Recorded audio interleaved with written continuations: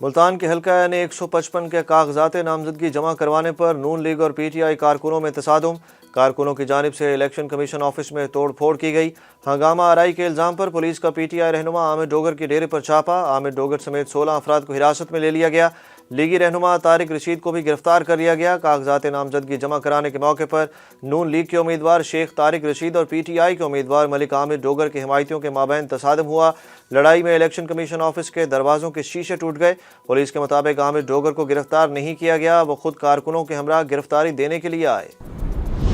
تحریک انصاف کے رہنما فواد چودھری نے عامر ڈوگر کی گرفتاری کو جیل بھرو تحریک کا آغاز قرار دے دیا۔ شاہ محمود قریشی کا عامر ڈوگر کی گرفتاری پر تبصرے سے گریز۔ فواد چودھری نے کہا کہ عامر ڈوگر کی گرفتاری جیل بھرو تحریک کا آغاز ہے۔ شاہ محمود قریشی نے کہا کہ عامر ڈوگر کی گرفتاری کے حقائق میرے سامنے نہیں، تبصرہ نہیں کر سکتا۔ کارکنوں اور پی ٹی آئی رہنما کی گرفتاری کی مذمت کرتا ہوں۔ دوسری جانب پی ٹی آئی کارکنوں نے عامر ڈوگر کی گرفتاری پر ٹائر جلا کر روڈ بلاک کر دیا۔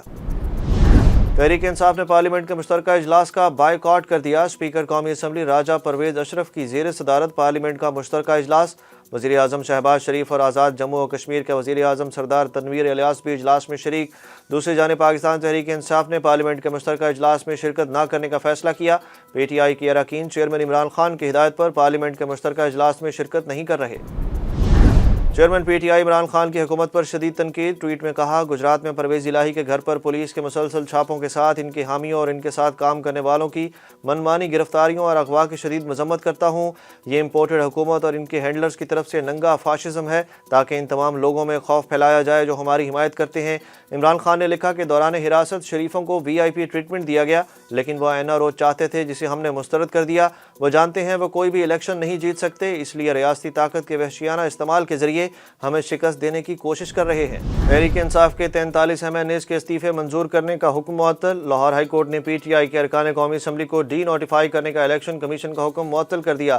لاہور ہائی کورٹ کے جسٹس شاہد کریم نے P T I M N A سمیت 43 سابق ارکان قومی اسمبلی کے استعفے منظور کرنے کے خلاف درخواست کی سماعت کی۔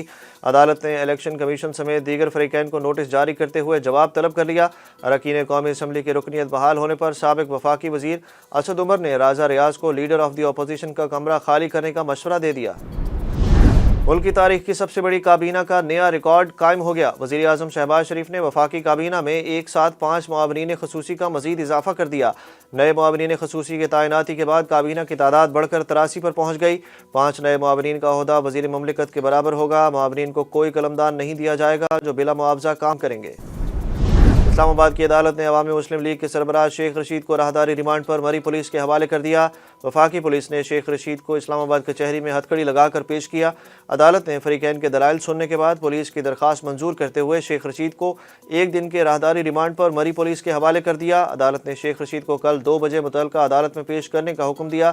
اسلام آباد کی عدالت میں پیشی کے موقع پر میڈیا سے غیر رسمی گفتگو میں سابق وزیر داخلہ شیخ رشید نے دعویٰ کیا کہ رات انہیں ایک اہم شخصیت سے ملنے کا کہا گیا جس پر انہوں نے ملاقات سے انکار کر دیا۔ یہ میری سیاسی ہمدردیاں بدلنا چاہتے ہیں لیکن میں اس عمر میں ہمدردیاں نہیں بدلوں گا۔ آئی ایم ایف کے کہنے پر قوم پر مہنگائی کا بوجھ ڈال رہے ہیں۔ بلاول بھٹو کا کراچی میں ڈونر کانفرنس سے خطاب، کہا عالمی اداروں اور عالمی مالیاتی فنڈ سے مطالبہ کیا ہے کہ سیلاب میں ڈوبے لوگوں کو مہنگائی میں نہ ڈبوئیں۔ بلاول بھٹو زرداری نے عالمی اداروں اور آئی ایم ایف سے ملک کے لیے ٹارگیٹڈ سبسڈیز دینے کا مطالبہ کر دیا۔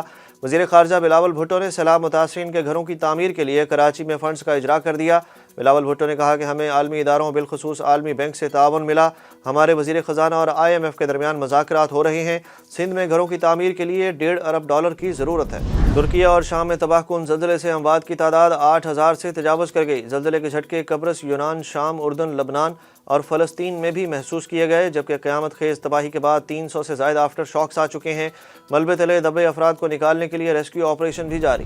محکمہ موسمیات نے سوشل میڈیا پر زیر گردش زلزلے سے متعلق پیش گوئیاں مسترد کر دیں۔ ڈائریکٹر محکمہ موسمیات کا کہنا ہے کہ زلزلہ قدرتی آفت ہے، اس کا علم پہلے سے نہیں ہو سکتا۔ پہلے سے زلزلے کا علم ہوتا تو ترکیہ میں اتنا جانی اور مالی نقصان نہیں ہوتا۔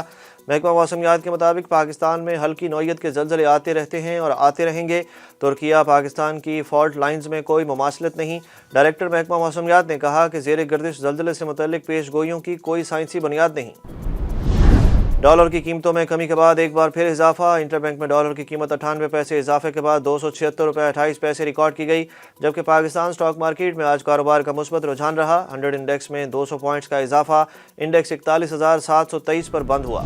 ارشد شریف کی بیوہ نے دوسری شادی کے الزامات پر قانونی کارروائی کا اعلان کر دیا۔ گزشتہ روز سے سوشل میڈیا پر کئی ٹویٹس میں دعویٰ کیا جا رہا ہے کہ جویریہ صدیقی نے دوران عدت ہی دوسرا نکاح کر لیا۔ یہ دعویٰ بھی کیا جا رہا ہے کہ یہ شادی ایک مشہور معروف سیاسی شخصیت سے کی گئی۔